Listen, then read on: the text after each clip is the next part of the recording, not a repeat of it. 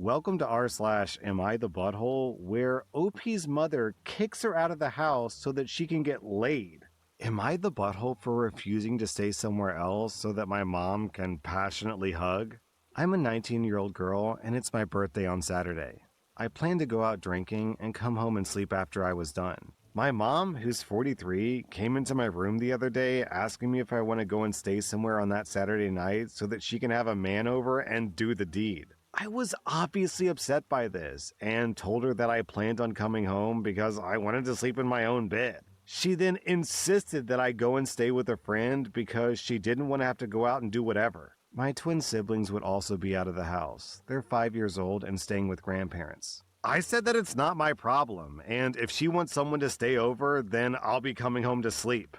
She then told me that she would be loud and make sure to wake me up to hear and make it clear that she did not want me home. This could have been a joke, but either way, that's not a normal thing to say to your kid, right? For context, I've been hearing my mom passionately hug her boyfriends ever since I was around 10 years old, and I've complained to her multiple times about this. I obviously don't want to come home and hear my mom passionately hugging, but I also want to sleep at home because it's my bed and I live there too. We've been going back and forth about this now, and I'm going to stay somewhere else, but I feel like she's wrong for asking me to leave in the first place. I don't know what to think. I understand where she's coming from, but still. This is a weird and gross situation, and to me, it feels like your mom is, what is she doing? She's using her sexuality to essentially assert dominance over you. She's saying, I have power over you. What you want doesn't really matter. I can do what I want because I'm big and I'm a boss. And she's using her sexuality as that weapon, which is disgusting. OP, what you've had to endure throughout your childhood is super not normal, especially on your birthday. OP, if I were you, since you're 19, I would start looking for an exit plan. Your mom is gross and abusive, and you'd be better off without that energy in your life. I'm giving you 0 out of 5 buttholes. I'm giving your mom 3 out of 5 buttholes. Will I be the butthole if I refuse to pay for my daughter's college because she made fun of my stepson's injury and condition? I'm a 45-year-old man, and I'm a widower of a previous marriage, and so is my wife, who's 42. My wife has a 19-year-old son from her previous marriage, and I have a daughter who's 17 as well. Me and my wife dated for roughly 5 years before getting married, and we've been married for 3 years now. Our kids have known each other since the beginning. No major fights or weirdness, besides getting to know someone else as a parent/guardian. My son was a tremendous athlete in basketball, and I used to play in college at a school that I'm sure none of you heard of.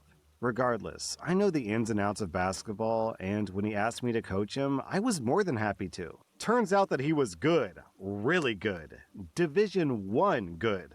My wife is a controller and I'm a pharmacist, and together we make a very, very comfortable living, but we're not rich. So when my son was getting scholarship offers for basketball, I realized that we could pay for my daughter's college in full, and neither of them would have any student loan debt when they graduate. I shared this plan with my daughter, which I think was a mistake to begin with. These plans changed when my son tried riding on someone else's motorcycle, with their permission, but with 0 training, and got badly injured in an ensuing crash. He lost part of his hand and foot. Not life-threatening, but basketball ending. This happened last year, and my son has been in a deep depression that we're desperately trying to bring him out of.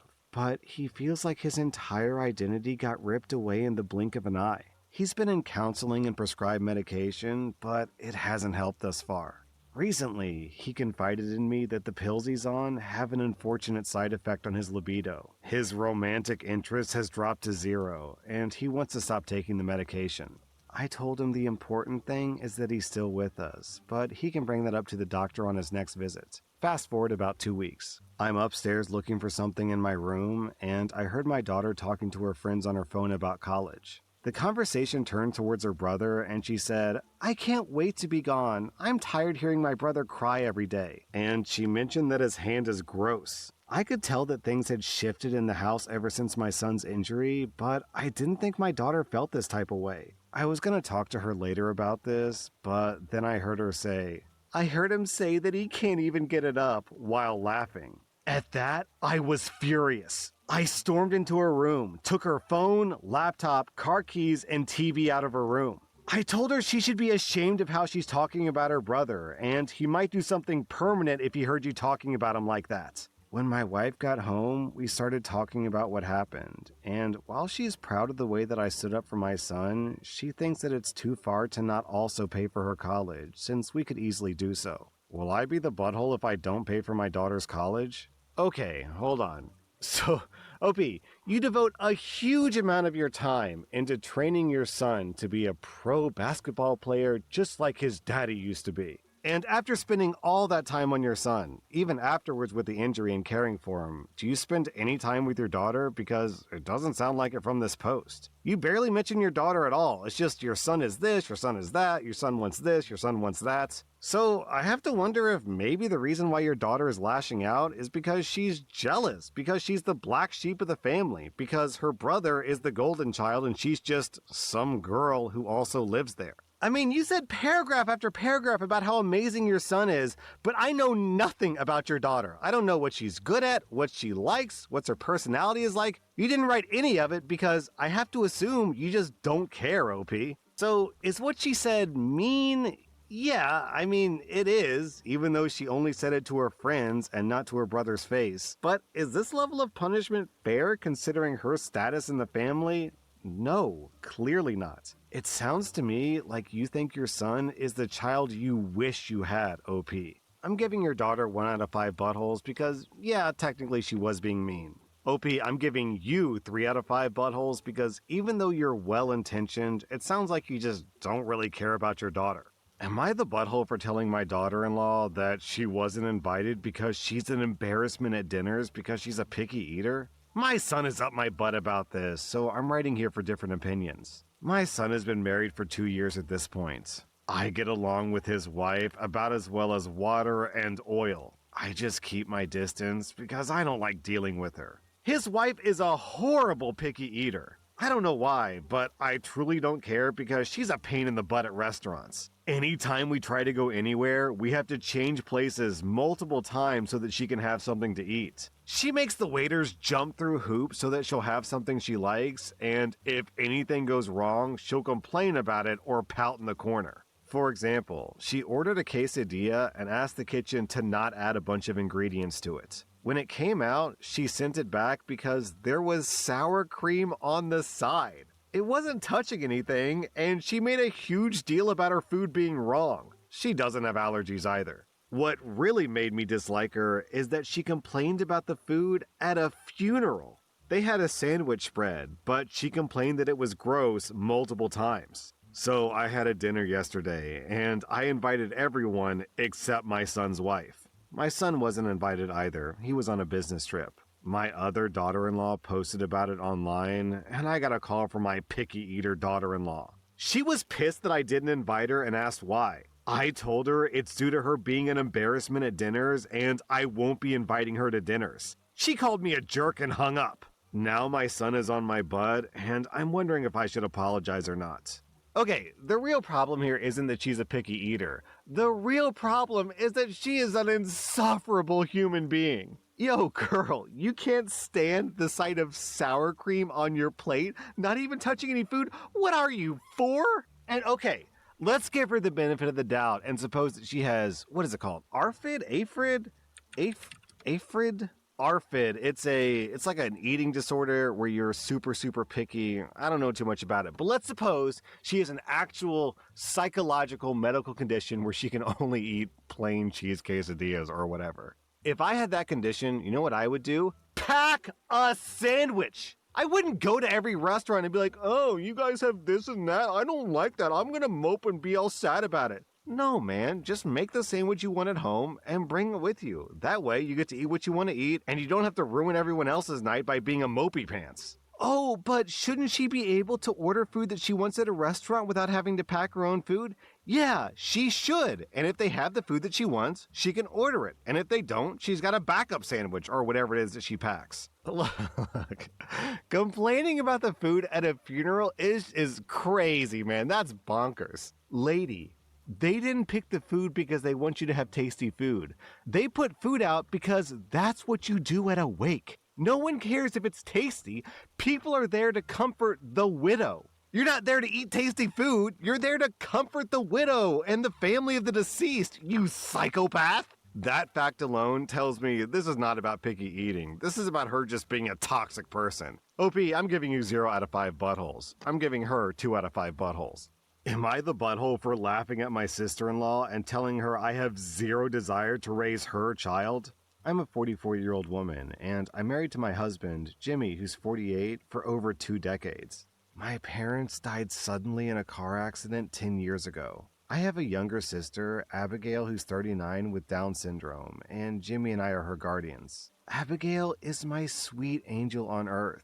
When my parents passed, I was a working mother of 3 young kids, helping to build our family business with my husband. At first, Abigail lived with us full-time. Jimmy has always been at my side with her care, and he loves Abigail to bits. After a few months, we realized that my sister needed more attention than we could give her. There just wasn't enough time in the day. We discussed what would be best for her and decided to put her into a private adult home for special needs people. It is very costly, over $10,000 a month, and comes from our own finances. The facility does all sorts of activities and field trips. Abigail loves her home, her friends, and the special days the facility hosts. We're always stopping by to either visit, sign her out on holidays to spend with family, keep her overnight for special sleepovers with my kids, and take her on every vacation with us. We never go more than 24 hours without one of us making sure that she's okay. Now, on to the issue. I have a sister-in-law, Jenny, who's 42, who had her first kid after years of trying. She's become the typical first-time mom who believes that she invented motherhood and is openly opinionated about things that she believes other parents fall short on. I mostly ignore her, and so does Jimmy. We hosted a barbecue at my house for Labor Day and invited the whole family, my side and my husband's side. Abigail had a planned trip to the zoo during this time, so she asked us if she could go to that instead. Of course we said okay. While we were eating, Jenny turned to me and asked me where Abigail was. Her tone was more accusatory than questioning. I simply didn't want to get into it with Jenny, so I said that Abigail wanted to stay at the home. Jenny then turned to her husband and said, "See, this is why it won't ever happen."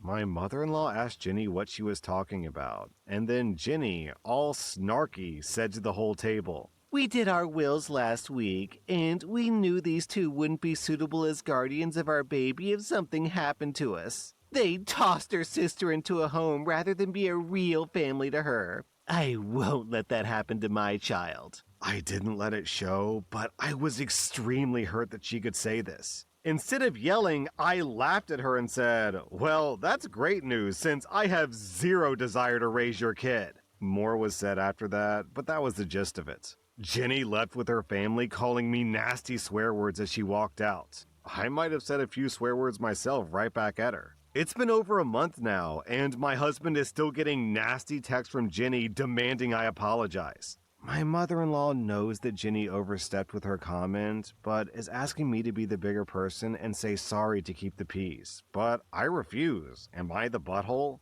Alright, you invited this woman to your house, you cooked her a meal, and then out of nowhere, she insulted you as a mother, a sister, and a family member. And you're supposed to be the bigger person and apologize? F that! OP, I'm giving you 0 out of 5 buttholes. I'm giving your sister-in-law 2.5 out of 5 buttholes. Am I the butthole for using weaponized incompetence back on my son to make a point? I am so tired. My son, who's 15, has been messing up all of his chores on purpose. I started teaching him how to cook more complex stuff and do other chores, like proper deep cleaning, how to clean the bathroom well, how to do laundry, you know, grown-up chores. He would mess things up, and at first I thought that he was just having a harder time, so I spent more time on it with him. It was driving me insane because I tried so many ways to teach him, and I was getting quite frustrated. I even went to book an appointment to see if he had ADHD or something. I canceled that after I heard him talking with his friend, bragging about how he got out of his chores by messing them up. I sat him down and talked to him about it, and he denied it, saying that he just doesn't get it. He went as far as to say that it wasn't a big deal that he couldn't do it. So, since then, I've been messing up his stuff on purpose to show how much of an inconvenience it is. For example, I forgot to turn on the dryer, so he had wet clothes. We had an argument today where he thinks that I'm a huge jerk and that he knows that I'm doing it on purpose. I told him that's the point, and I won't stop until he does his chores correctly. He won't talk to me, and my husband is on his side. Okay, OP, well, if your husband's on his side, then he can do the chores. And if your son won't do the chores and your husband won't do the chores, then I guess the chores just won't get done. Well, what can I say? If your 15-year-old is too stupid to do his own laundry, then he can go to school around all his friends with dirty clothes. See how long that takes before he changes his tune. OP, you get 0 out of 5 buttholes. I'm giving the men in your family 1.5 out of 5 buttholes. That was r/Am I the Butthole. And if you like this content, check out my podcast where I publish the exact same episodes. Also, hit that subscribe button because I put out new Reddit videos every single day.